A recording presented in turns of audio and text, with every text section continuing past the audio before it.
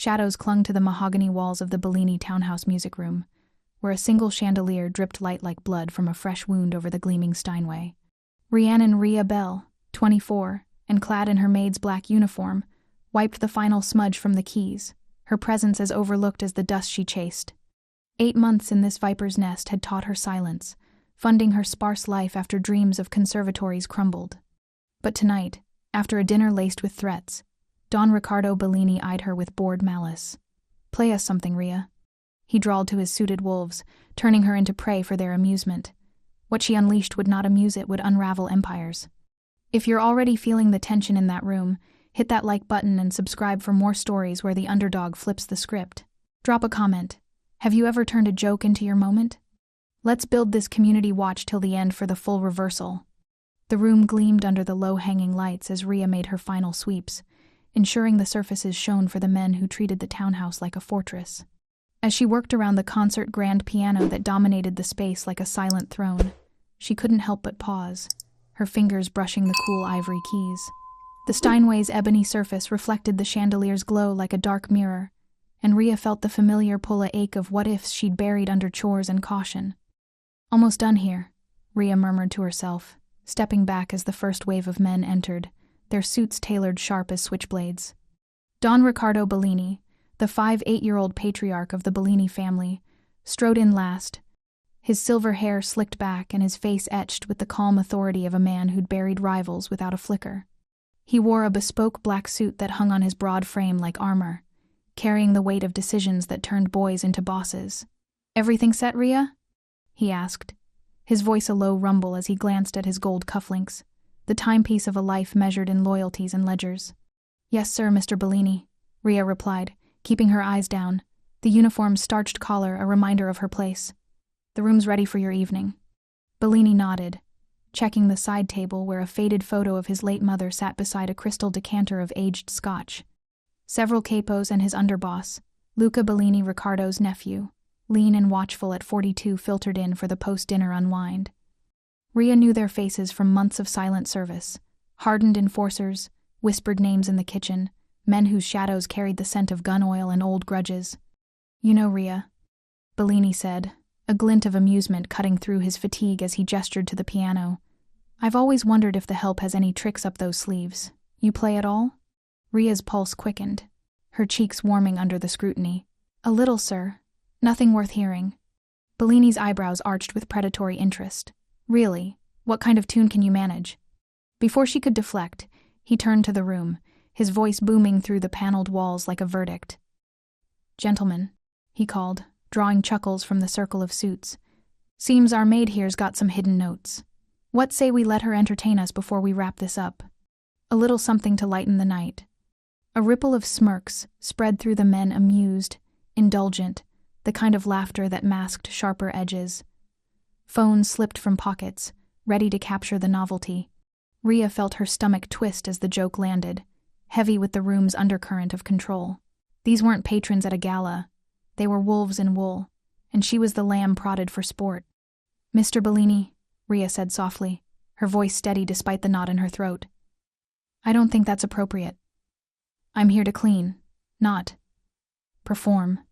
"Nonsense," Bellini declared, waving it off with the lazy certainty of unchallenged power. "It's all in good fun. How often do we get a show from the staff on a piano like this? Come on, Rhea, give us your best shot."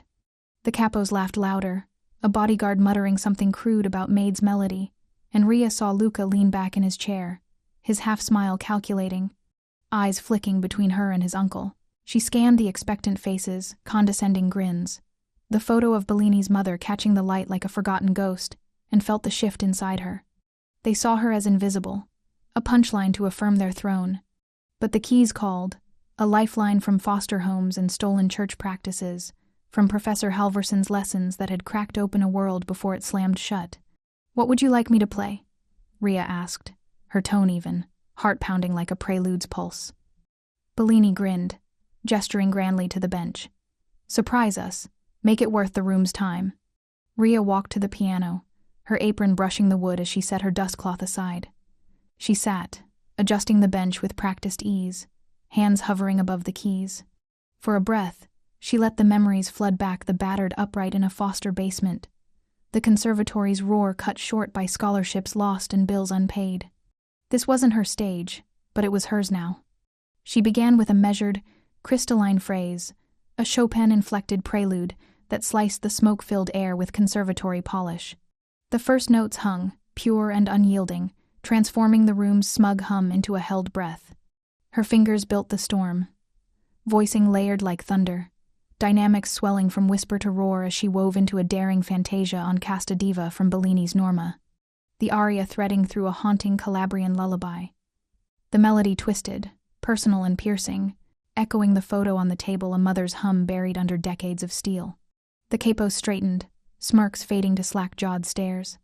Luca's eyes narrowed, locked on Bellini's face, where amusement cracked into something raw, shock edging toward grief, jaw tight as if hearing a grave's whisper. The bodyguards forgot their vigilance, the chandelier's light fracturing on forgotten glasses. This wasn't clumsy fun. It was command, Ria's hands seizing the oxygen, flipping the shadows.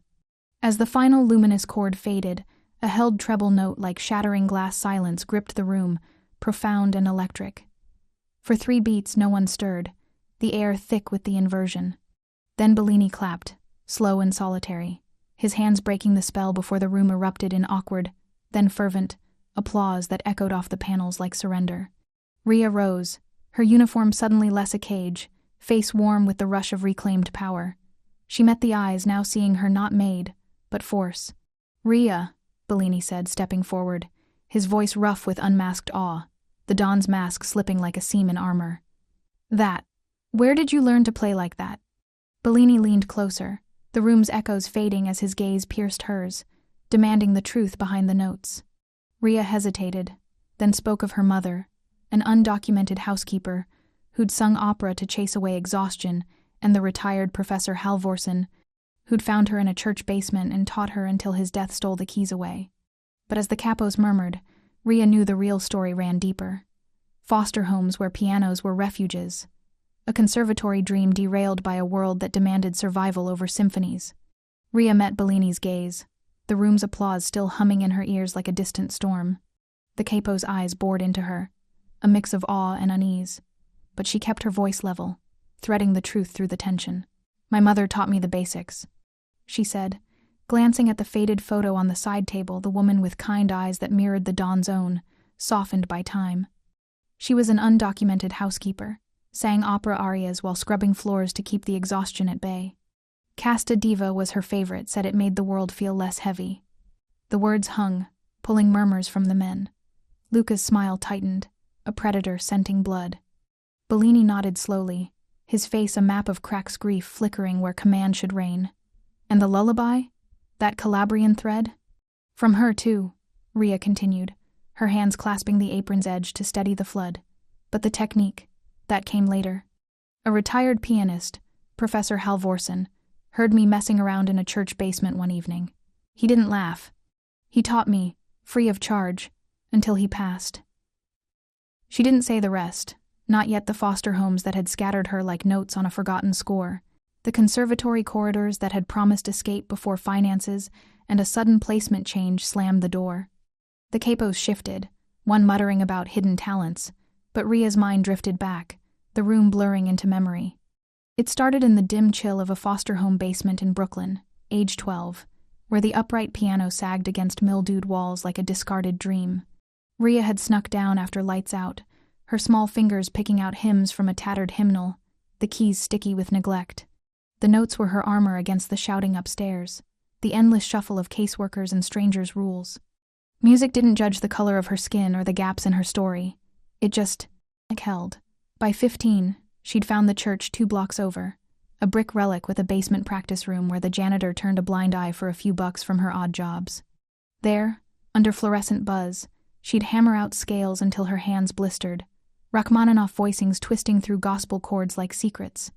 That's where Halvorsen appeared, 80-something, Latvian accent thick as fog, his tweed coat smelling of pipe smoke and old scores. He'd wandered in from a nearby parish event, drawn by the unorthodox fire spilling from the stairs. "Child," he'd said, peering over wire-rimmed glasses, "you play like you've swallowed the storm. Let me show you the calm. Lessons followed in that basement. Etudes that built her fingers into weapons. Sonatas that taught control. He saw the prodigy beneath the hand-me-downs. The girl who'd aced auditions on borrowed time. By 18, scholarships patched together a spot at the Manhattan Conservatory corridors, echoing with oboes and egos. Rhea in ill-fitting blazers, her locker stuffed with dog-eared list. The air there hummed with possibility, professors nodding at her phrasing, whispers of recitals on the horizon. But possibility cracked like cheap ivory. A foster placement shift her last guardian's health failing meant new paperwork, lost endorsements. Bills piled. The conservatory's grace period ended. Halvorsen scraped what he could, but his own end came swift, a heart attack mid-lesson, leaving Rhea with a shoebox of scores and a void. She dropped out, took cleaning gigs, landed at the Bellinises, because the pay was prompt, and the house hit a Steinway. Survival over sonatas. The memory soured now, the townhouse's opulence mocking her path. Bellini exhaled, waving the capos toward the decanters as the group dispersed, Luca lingering like a shadow. "We'll talk more," the Don said to Rhea, his tone gruff but laced with something new respect, perhaps, or the ghost of vulnerability. "Rest now. You've earned it." She nodded, slipping away to the kitchen, the applause's echo chasing her down the hall. Morning light sliced through the Bellini kitchen's tall windows, turning the marble counters to ice. Rhea moved on autopilot, brewing espresso for the staff, her uniform starched fresh, but her mind replaying the night, the Don's slack jaw, the capos' frozen stares. Whispers buzzed among the household crew as they prepped breakfast. Maria the cook clucking about that piano stunt, Tomas the gardener smirking over his coffee. "Heard the boss nearly teared up," Tomas said, low enough for the walls but sharp for Rhea, like she played his heartstrings instead of keys. Capos are buzzing, Don's gone soft over a Maid's tune. Laughter rippled, edged with envy. Rhea felt it like a spotlight, hot and exposing. Was this elevation or a cage? A symbol for their amusement, a toy to trot out at dinners? The thought coiled in her gut she'd clawed for invisibility to survive, not to become their exotic pet project. By midday, a courier arrived with papers. The Bellini Foundation Fellowship, sketched overnight. Rhea retreated to her rented room in Harlem, a third-floor walk-up that smelled of linoleum and last week's rain. The space was sparse, a sagging bed, a hot plate, sheet music thumbtacked to peeling walls. She locked the door, knees weak, and knelt by the closet. The shoebox waited, battered cardboard etched with Halvorsen's initials. Inside, annotated scores spilled like confessions, margins alive with his spidery notes on dynamics, phrasing, the soul in the silence. On top lay the hand-transcribed Casta Diva pages yellowed, the soprano line blooming with pencil marks. At the bottom, in bold script, "You'll need this where power thinks it owns the air." The words landed like prophecy. Rhea's fingers tracing them as the kitchen rumors echoed. Power did own the air last night until she claimed it. But at what cost? The fellowship promised conservatory tuition, lessons, a path back. Yet the Bellini name cast shadows, strings hidden in the stipend, performances as currency in their world. She feared the inversion turning sour, her music twisted into a prop for the Don's redemption arc, or worse, a wedge for Luca's games. Across town, in the Bellini townhouse's oak-paneled study, Don Ricardo sat alone, the morning sun slanting through blinds like bars. The room smelled of leather and regret, family photos lining the shelves, his mother prominent, her smile a relic from Calabria. He poured a finger of scotch, eyes distant, the lullaby replaying in his head, soft, weaving through the Casta Diva, like a thread pulled from his chest. He saw the cramped kitchen back home, stone floors, radio crackling with opera, his mother humming as she kneaded dough, her voice a balm before the world taught him fists over feelings. A cousin's beating at 14 had sealed it. Softness was a target. He'd buried her songs with the old life, built an empire on silence. But Rhea's notes had pried it loose, raw and unwelcome. The capo's glances last night amused. Probing warned of fractures. Luca's watchful eyes promised exploitation. No. This fellowship would be clean. Legitimate structure. Outside board. No taint from the family's ledgers. He picked up the phone, voice steel. Set it up right. Lawyers from the straight side, oversight, audits. The girl's music stays hers. Hanging up, he stared at the photo, the lullaby fading. Weakness glimpsed was weakness weaponized. He'd armor it with legitimacy. Rhea pored over the papers in her room, the shoebox open like a confessional. The offer gleamed. Stipend, enrollment support, performance slots. But clauses begged scrutiny, consent forms for events, venue approvals. She added boundaries in the margins. No armed gatherings, independent board veto on bookings, her music unlinked to family business. Fear gnawed symbol or toy, but Halvorson's note burned. Power didn't own the air if you filled it first. She signed, initials firm, and sealed the envelope for return.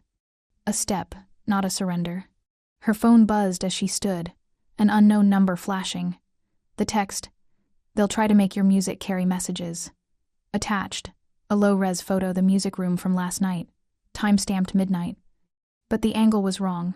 High, from behind a chandelier beam, capturing the Dawn's stunned profile and Luca's shadowed smirk. Not from a capo's phone.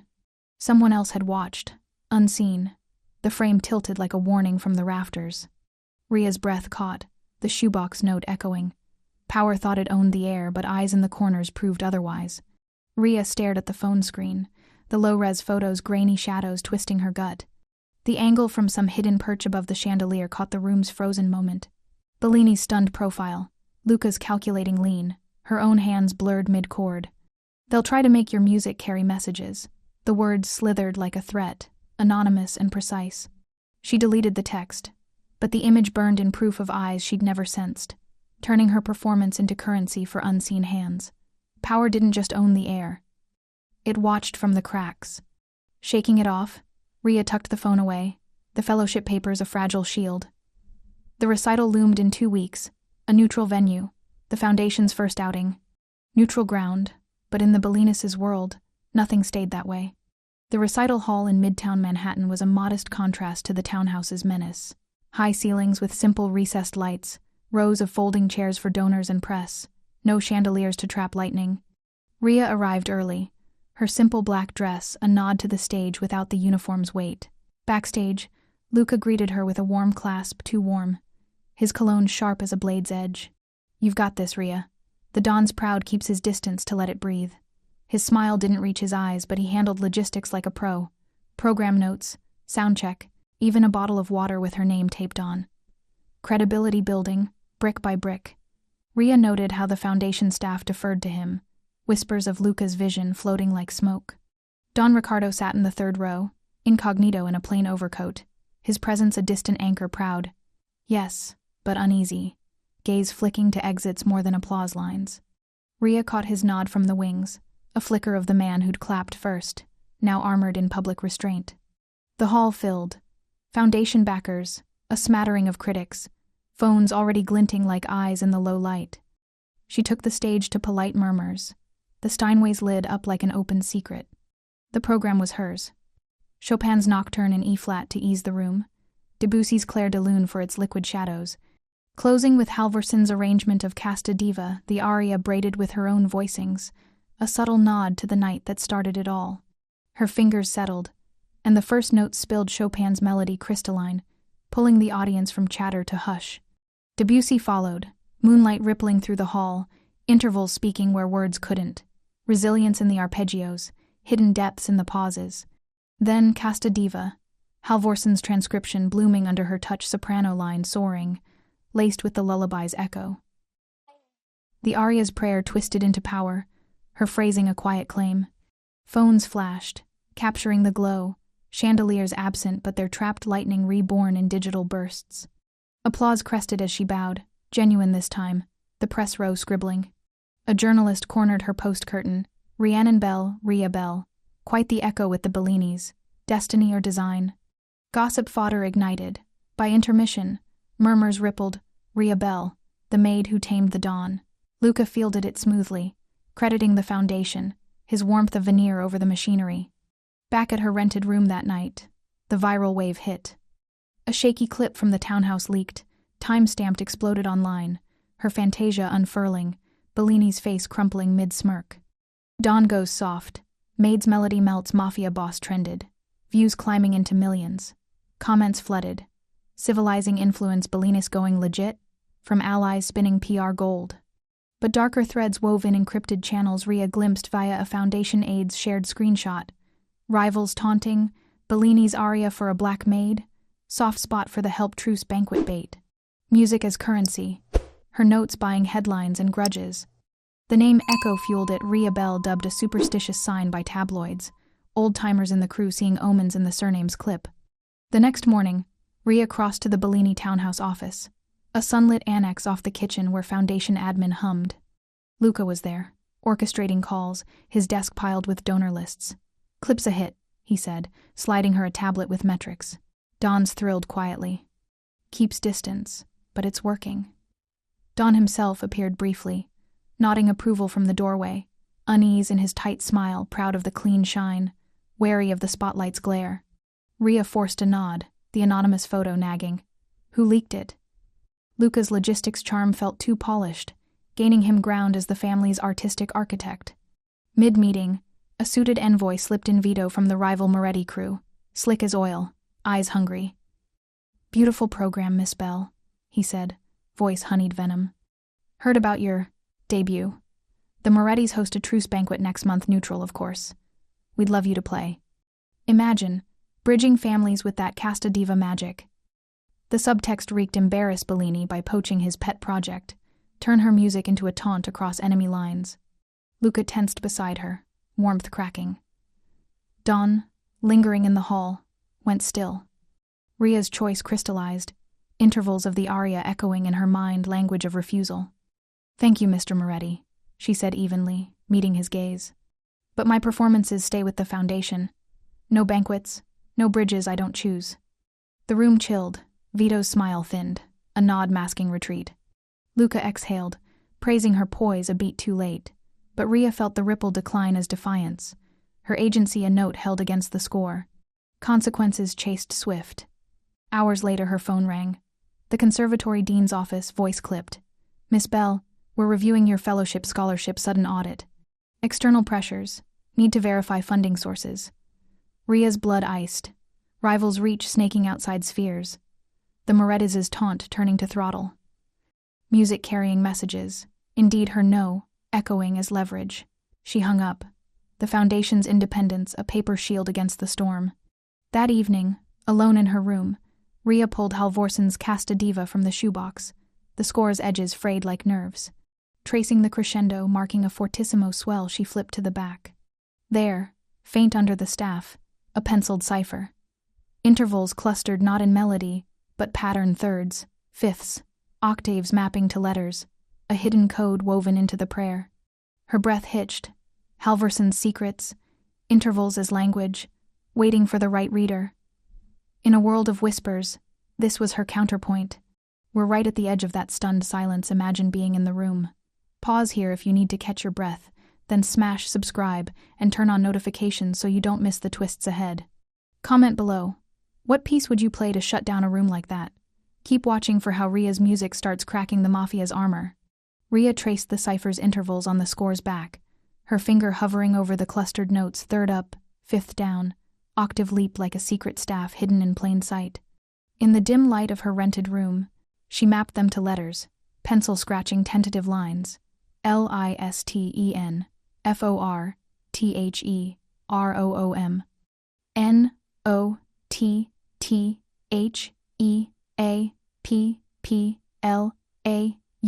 NOTTHEAPPLAUSE. Halvorsen's warning, embedded at the cadenzas, a phrase for the vigilant. Listen for the room. Not the claps, the flashes, the viral highs, but the undercurrents, the shadows in the corners. The anonymous photo's angle flashed in her mind. This was her map now, intervals as code for navigating the unseen. She tucked the score away, the conservatory meeting that afternoon a test of the fellowship's clean promise. Rumors from the recital still buzzed, capos circling like sharks, her music a prize to sponsor, turning art into alliance fodder. The bus ride downtown rattled through Harlem's veins, Rhea wedged by the window, score clutched in her lap like contraband. The conservatory loomed in her thoughts. Those echoing corridors she'd fled years ago, now beckoning with audited legitimacy. Her phone vibrated, a text from a Foundation aide. Dean Ellis excited. Clean docs sealed the deal. But another ping followed, forwarded gossip from Bellini staff channels. Capo's betting on who sponsors Ria's next gig.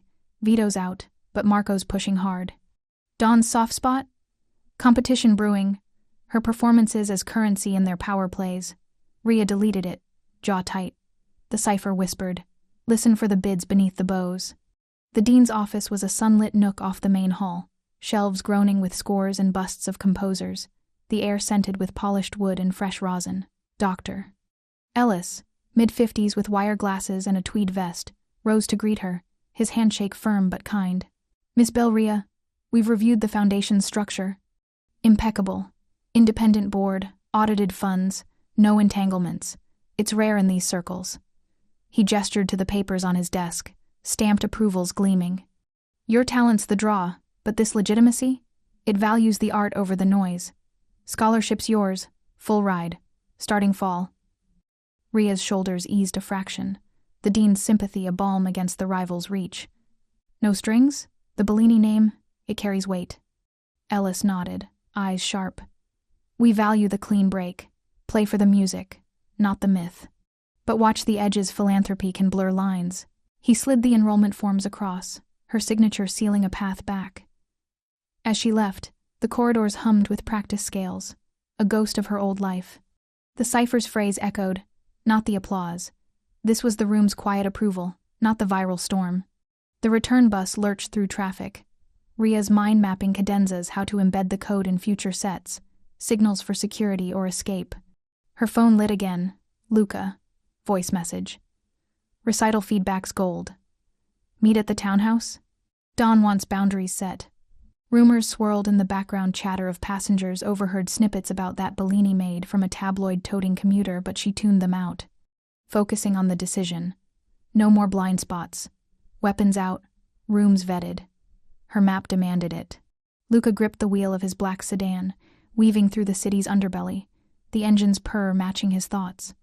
The capo's reactions post-recital replayed. Marco's eager pitch to sponsor Ria at a crew wedding. Vito's sly counter from the Moretti's side, bids stacking like poker chips. "Soft spot," they whispered, the Don's unease a chink in the armor. Luca smiled thinly, merging onto the expressway. He'd framed the foundation as his brainchild, insulating Ricardo from the soft label, positioning himself as the steady hand. Luca's vision keeps it clean. He'd spin to the lieutenants, loyalty shifting his way. And the peace event? A major truce summit in 2 weeks, neutral ballroom. Envoys from 3 families. Showcase Ria there, her Casta Diva as olive branch, lowering guards without a shot. He'd line it up personally, crediting her poise, all while noting who resented the maid's rise.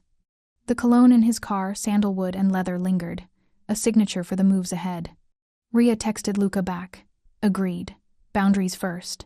The chapel waited after a quiet spot uptown, its basement piano her refuge since Halvorson's days. She arrived as dusk fell, the nave empty save for candle flickers, the air thick with incense and silence.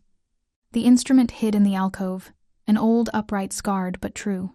She sat, running scales to settle, then tested the cipher. Cadenza at measure 42. Intervals flagging a pause for scan, her future signal system. Eyes on the room's threats. Casta Diva unfolded, the aria's prayer laced with warning, her phrasing a dialogue with ghosts. A soft click echoed from behind the organ case, metal on wood, deliberate. Ria's hands froze mid-phrase, heart slamming. The nave's shadows stretched. She rose, steps measured, peering into the gloom. Nothing, no figure, no scuff. But as she leaned closer, the air carried it. Expensive cologne, sharp and invasive, sandalwood undercut with something predatory. It hung like a taunt. The scent of an eavesdropper vanished into the rafters.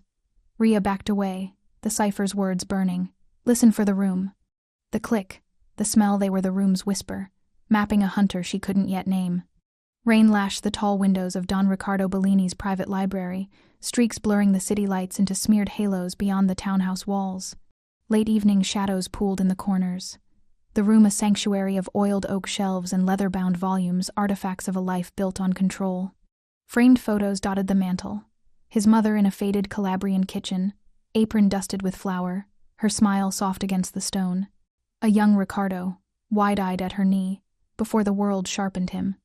The air carried the faint tang of aged scotch and pipe tobacco, a ritual to steady the Don's hands as he paced, the cipher's warning from Ria's world echoing in his mind like an unresolved chord.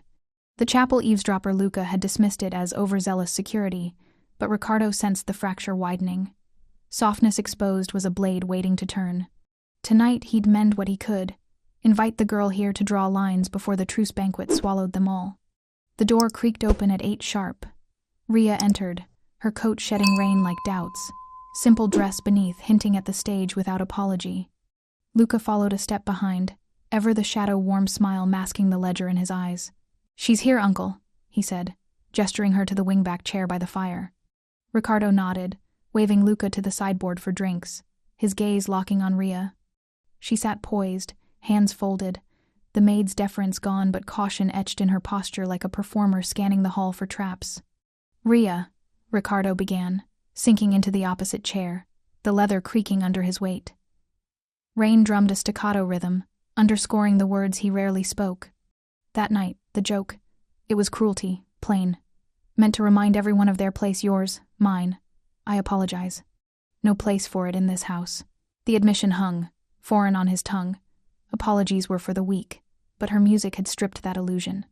He saw her nod, slight, eyes searching his not for pity, but truth. She leaned forward, voice steady.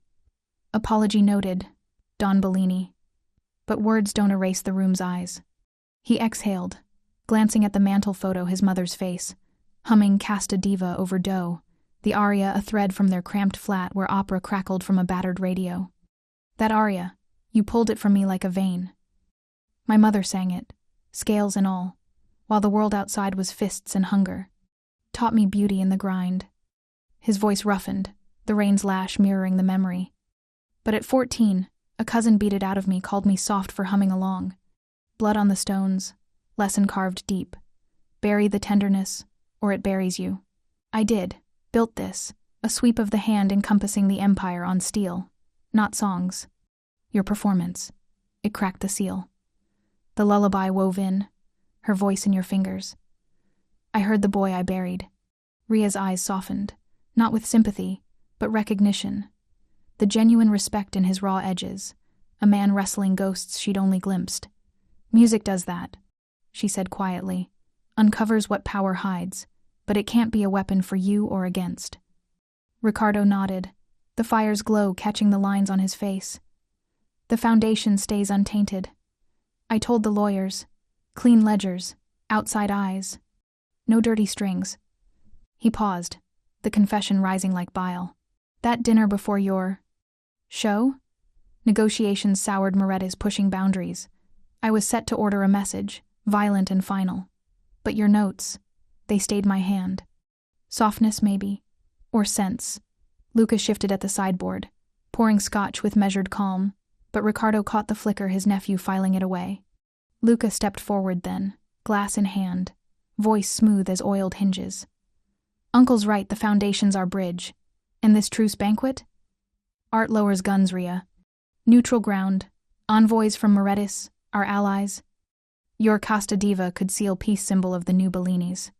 He slid a program draft across the low table, eyes warm but probing. "Showcase you, keep it clean. Don's legacy." Ricardo hesitated, the pitch landing like a loaded die.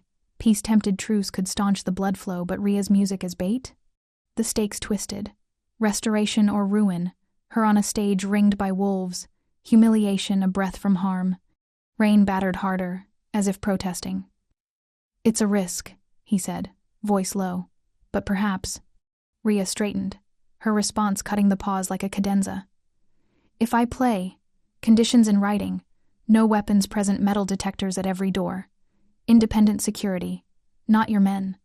Public program list, announced weeks ahead, no surprises." Her gaze held his, autonomy blazing, not demand but decree. The maid mapping her own score.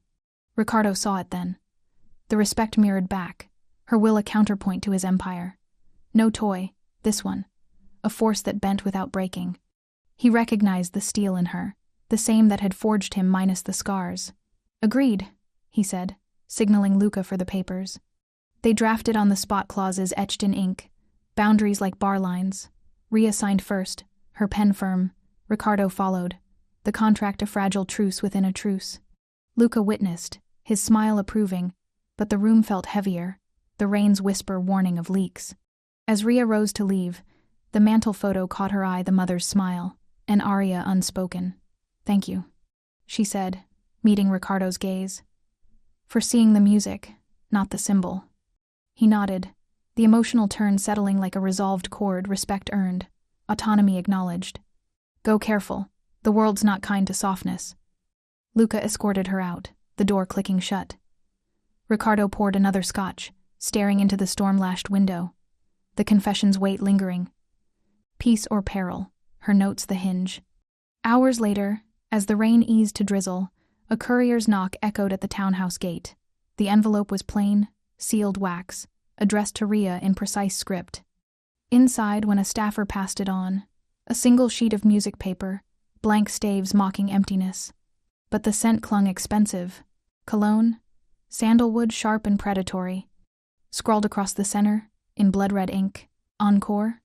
Ria stared at the music paper in her rented room, the blood-red Encore, scrawled like a dare across the blank staves. The cologne's scent clung sandalwood laced with menace, the same from the chapel's shadows.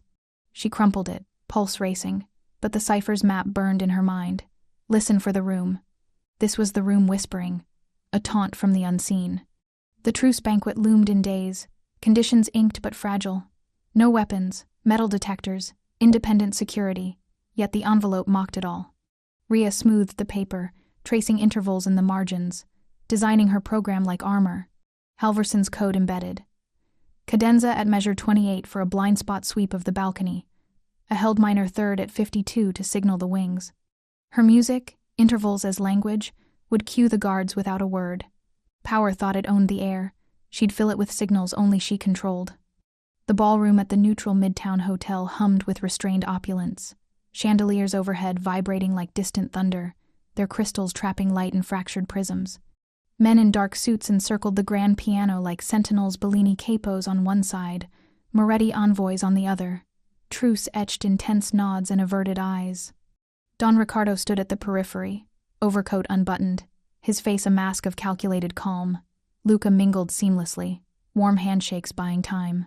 Ria arrived through a side door, black gown flowing like a nocturne. The mirrored piano lid, her vantage a dark glass reflecting angles the room couldn't hide. Independent security hired pros in plain suits nodded at her earpiece check. Detectors clear. Were your eyes? She sat, hands steadying on the keys, the suit's stares heavy as gunmetal. The air thickened, Power's breath held. Applause rippled as she began poised Chopin, the nocturne in C-sharp minor, its deliberate phrasing settling the room like a truce flag. Notes unfurled, crystalline and commanding, easing the murmurs to silence. Envoys leaned in, capos straightened. Even the chandeliers seemed to hush, their hum sinking to the pedals' sustain. Ria scanned the reflections in the lid distorted faces, balcony shadows above, the dawn's watchful profile. The opening built tension without release, her fingers voicing the calm before the storm. Mid-program, she transitioned to the Casta Diva Fantasia, Halvorson's arrangement swelling, the aria's prayer twisting into her fantasia, soprano line braided with operatic fire. The melody soared, intervals precise, but Ria's eyes flicked to the lid's mirror, a glint in the balcony rail, metallic and silenced, a weapon's barrel catching chandelier light. Heart-slamming, she hit the cadenza at 28, a flourish of arpeggios crashing into fortissimo, the thunderous chords masking any shuffle below. In her earpiece, moving on, balcony got eyes. Security melted into the crowd, shadows converging, the glint vanished, but the room's pulse quickened, suits shifting like disturbed water. She pivoted seamless, modulating to the Calabrian lullaby in minor soft, haunting, the dawn's mother's echo woven low. Ricardo's face softened in the reflection, eyes distant, jaw loosening as the melody tugged at buried strings. Up in the balcony, the assassin's hesitation mirrored it, a figure in a Moretti pinstripe, hand freezing on the rail. The lullaby's minor cadence pulling like gravity. Below, a Capo Bellini loyalist, face familiar from the townhouse, betrayed a signal. Subtle nod to the balcony, thumb flicking like a lighter. Traitor in the ranks, the lullaby exposing fractures. Ria's phrasing held the minor third at 52, cueing the wings. Guards surged discreet behind velvet curtains, the hum of chandeliers drowning the first scuffle. Controlled chaos erupted off stage, a grunt, a thud, fabric tearing as bodies grappled. One guard's voice crackled in her ear. Injured arm, but alive. Suspect down, no shots. Rhea didn't falter, the fantasia resolving in luminous chords, the lullaby fading to silence. The room exhaled, applause tentative, then building envoys clapping polite, capos exchanging glances, the Don's nod subtle approval. No public shots, no blood on the ballroom floor.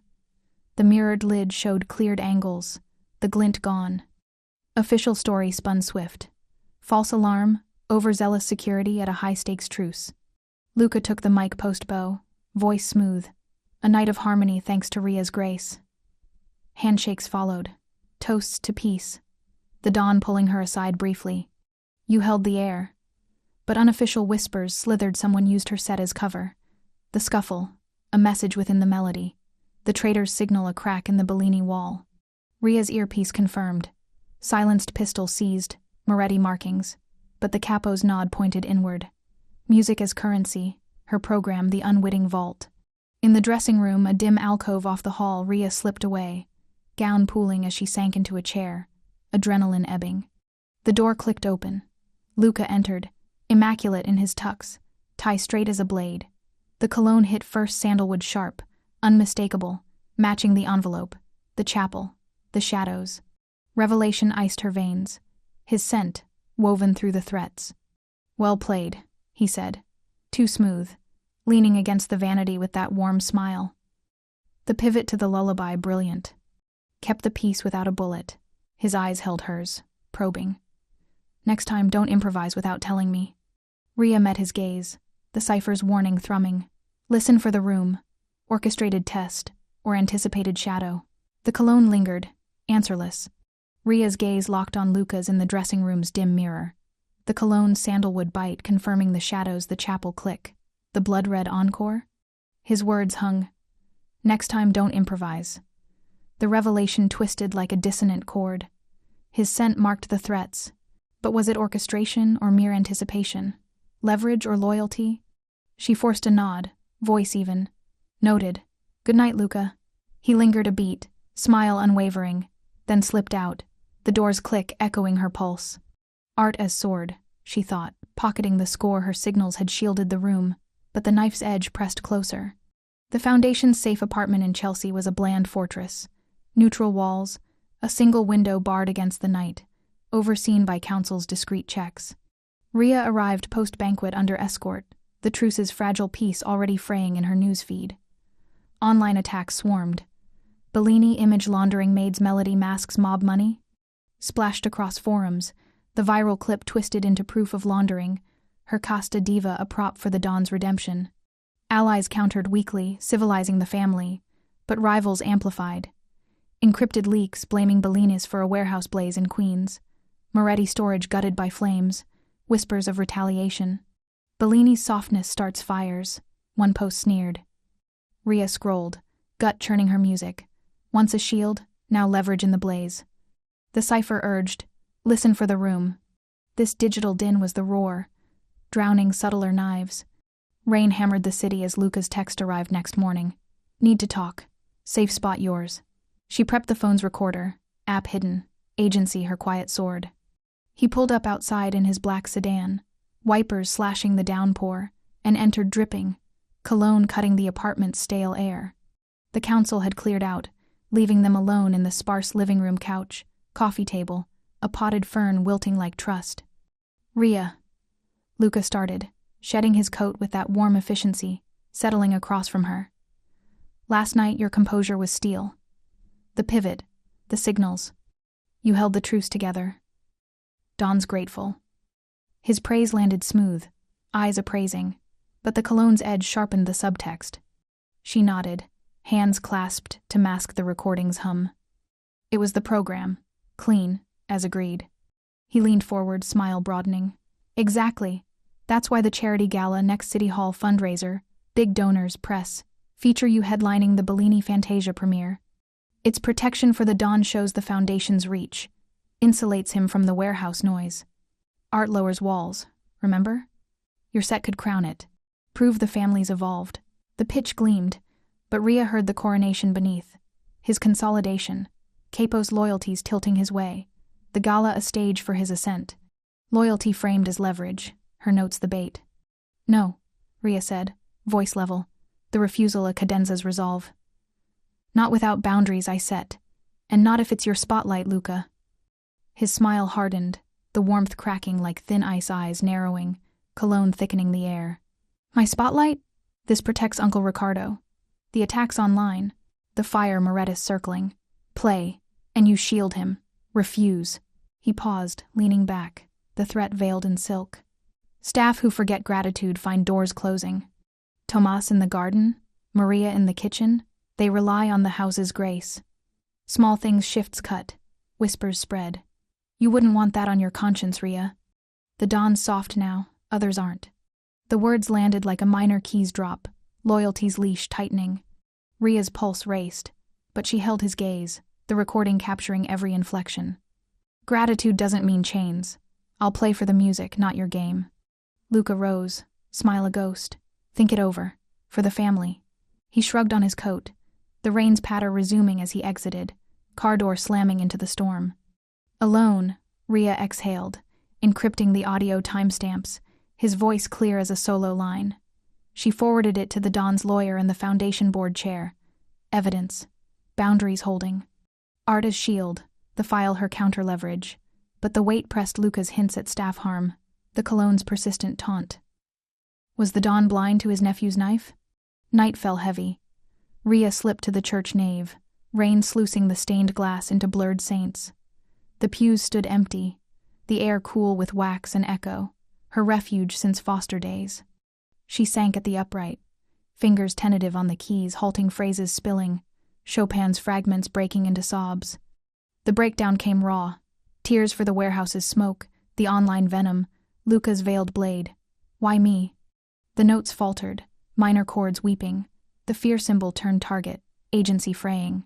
But as the rain softened outside, her touch steadied, phrases resolving, a simple scale building to strength. The cipher wove in intervals mapping resolve. Listen for the room. She played fuller, the nave filling with her sound, agency reasserting like a dominant cadence. Art as sword. She'd wield it, not wear it. Her phone buzzed in the quiet aftermath, unknown number flashing. The message: "If you want him to fall, play the Fantasia complete." Attached: a schedule for the City Hall Arts fundraiser, Luca's gala, both Bellinis listed as patrons. The hook sank deep, loyalty's leverage twisting anew. Rhea stared at the message in the church nave's dim glow, the rain's patter fading to a hush outside. If you want him to fall, play the Fantasia complete. The schedule attached glowed on her screen. City Hall atrium, Arts fundraiser gala, Luca's coronation veiled as charity, Don Ricardo and Luca Bellini as joint patrons.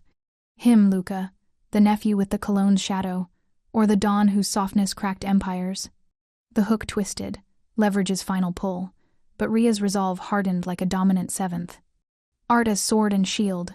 She'd premiere Halvorsen's Bellini Fantasia, on her terms, revelation through revelation, choice in every chord. The cipher mapped it. Embed signals, time the truth. Unbroken agency, her playing the thread that wouldn't snap. Days blurred into rehearsals, Rhea collaborating in the Foundation's sunlit office with the independent auditor, a sharp-eyed accountant named Patel, files of clean ledgers stacked like scores. Mid-concert release, she insisted, voice steady. Movement 3 sync the screens behind the stage. Bellini Foundation. Independent verification clean. No whispers, just facts. Patel nodded, timing the digital drop to the Mercy motif.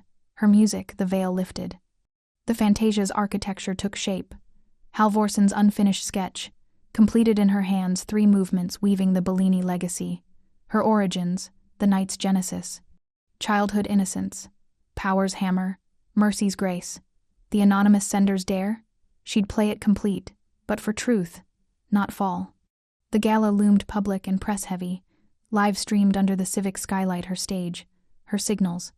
The atrium thrummed with elite hum, crystal flutes clinking, flashes from reporters' cameras fracturing the vast glass dome above.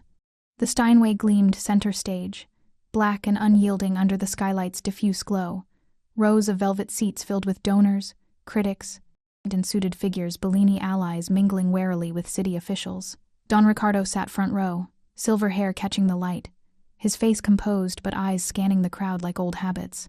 Luca paced the wings, immaculate tuxedo sharp, cologne, a faint drift on the air. His gala, his consolidation. Capos's loyalties primed for the shift. Ria took the bench amid applause, gown pooling like spilled ink, hands hovering. The livestream icon blinked red on the podium. The world watched. She breathed. Cipher cues locked. Cadenza pause for security flank. Cut to dawn. Ricardo shifted in his seat, the skylight's vastness pressing like exposure. The warehouse fire's blame still stung, online venom calling his softness a spark. Ria's premiere, his foundation's crown could cleanse it, but Luca's pitch echoed. Your legacy, uncle. Choice loomed. Mercy or might.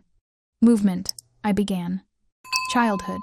The lullaby's gentle quotes threading, Casta diva, soprano line soft and shared. Notes bloomed innocent, establishing humanity, the Calabrian hum his mother sang. Ria's foster echoes woven in.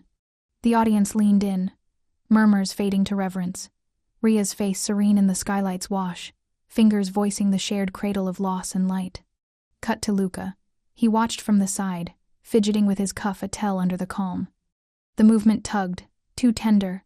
Capos in the rows nodded approval, but his mind raced Ria's signals unseen, the audio she'd forwarded a thorn. Play along, he thought, or the leash tightens. Ria transitioned seamless, the atrium's air thickening as movement 2 struck. Power, harsh percussive chords crashing like judgments, octaves pounding empire's weight, dissonances evoking buried beatings and boardroom blades. Her face resolute, eyes flicking to reflections in the polished lid, Luca's fidget sharpening, a hand twitching toward his pocket. The press flashes synced to the rhythm, livestream chat exploding. Maid's mastery, Bellini's redeemed? The chords built storm, power's facade cracking under her touch. Cut to dawn. The percussives hit like old wounds, his cousin's fists, the softness beaten out. But Ria's resolve mirrored his buried boy. Choice stirred, Mercy's melody whispering ahead. Movement 3 opened melodic. Mercy, a lyrical unfolding for the dawn's crossroads, sustained lines inviting grace, the lullaby resolving toward light. Mid-phrase, the screens behind ignited. Bellini Foundation independent verification, clean. Gasps rippled, auditors' seals projected bold. Financials untainted, scrolling like a verdict. The atrium hushed, then murmured approval. Online attacks dismantled in pixels, the live stream surging. Ria's phrasing held, Mercy's notes a balm over the revelation. The cadenza approached. Ria paused a fraction too long, breath held, the signal silent but sharp. Security edged from the wings, flanking Luca's position, independent prose, eyes on the cipher's cue. Luca stiffened, smile fracturing as he moved toward the stage, weaving through the aisle. Confrontation ignited. Luca reached the podium's edge, leaning to whisper at dawn, boom mic catching the venom.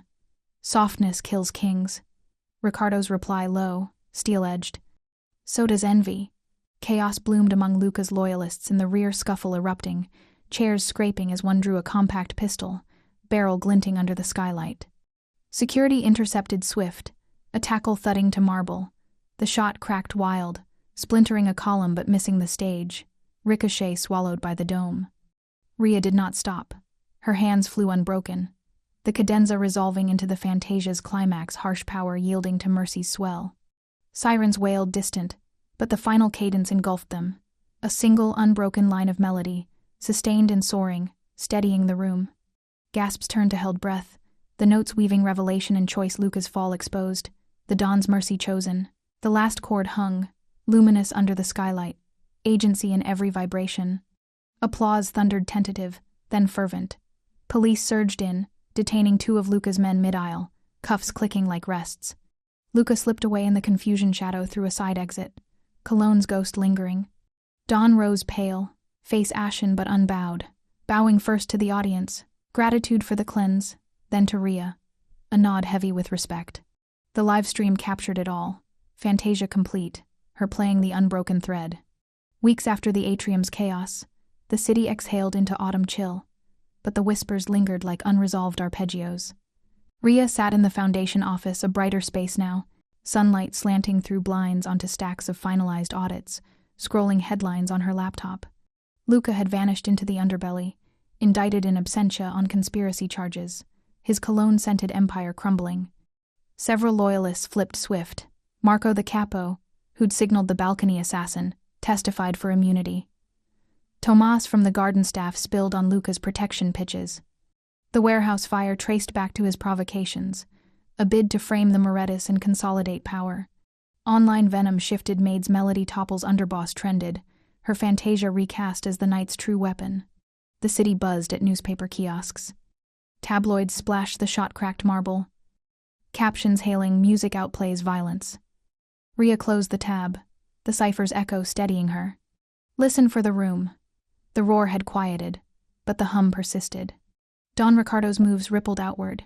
He ceded control in quiet board meetings, formalizing the Foundation's independence, full autonomy for the board, his name advisory only. No more public spectacles.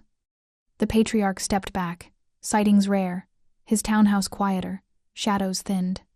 Rhea caught glimpses in reports. A truce holding fragile with the Morettis. The dawn's softness spun as strategic mercy. The envelope's encore? Traced to Luca's inner circle faded into evidence files, but its red ink stained her caution. Agency unbroken, yet the stakes echoed. Revelation's price. Rhea's new chapter unfolded in measured keys. Enrollment papers signed at the conservatory dean's office, her signature sealing the fall term full scholarship. No strings frayed.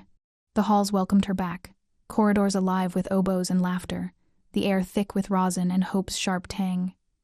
No more foster basements or stolen hours, practice rooms hers now, uprights tuned and waiting. She traded the safe apartment for a small studio in Harlem, cozy walls papered with scores. A second-hand upright squeezed by the window, its keys worn but warm.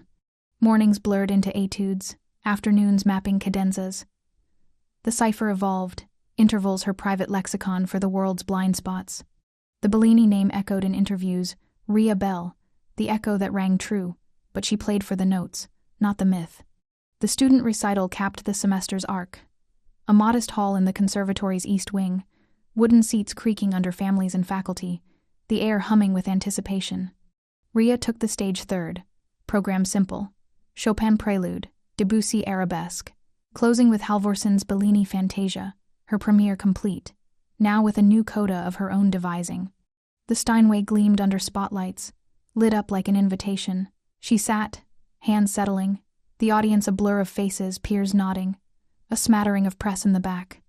No suits encircling, no chandeliers trapping lightning, just music, pure. The Fantasia unfolded as planned. Movement eyes childhood quotes, lullaby and casta diva weaving shared vulnerability. I ooze percussive power, chords evoking the empire's weight. Three's mercy resolving clean. Her new coda bloomed last a luminous extension, intervals spiraling free. The cipher's phrase, listen for the room, voiced in subtle harmonies. Notes soared, her face alight with the joy Halvorson had chased agency in every sustain. The hall filling with unbroken line. Applause crested warm, peers whistling. Rhea bowed, the vibration humming into her chest.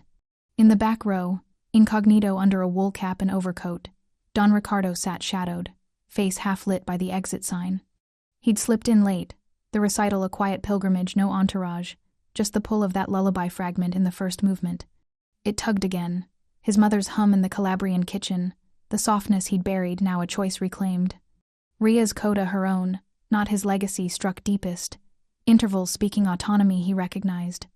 As the hall emptied, he lingered, then approached the donation box by the door. Cash slipped in, anonymous envelope tucked beneath. For the room that is yours, a nod to her map, the spaces she'd claimed. He exited into the night, townhouse waiting quieter, the whispers of violence outplayed by her notes. Back in her studio, Rhea unwound the day's score, the recital's echo lingering. The famous photo waited on her wall, clipped from a tabloid, her in the maid's dress at the townhouse Steinway, hands mid-phrase. Dawn stunned foreground, jaw slack with grief's edge. Luca, a watchful shadow in the corner. She studied it. The myth-frozen prodigy, maid taming Mafia, genius-piercing power. A soft laugh escaped, genuine and light. The myth and truth coexisted, the photo's drama, her lived cipher, the headline's heroism, the quiet practice rooms. No erasure, just layers like a Fantasia's braid.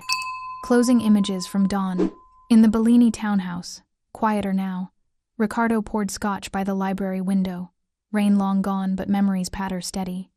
The mantel photo of his mother caught the lamplight, her smile approving the seated control. Luca's indictment papers lay filed away, Loyalists' flips a necessary purge. The foundation thrived independent, his softness no longer a seam but a deliberate rest. He raised the glass to the empty room, the lullaby fragment humming faint Ria's coda. A gift returned. Mercy chosen, empires reshaped. Ria closed the piano lid in her studio, the wood warm under her palm, vibration humming into her bones like a final cadence. Somewhere in that hum was danger, the shadows that watched, the levers that pulled. Somewhere, freedom the keys unlocked, the rooms hers to fill. Between them, a promise.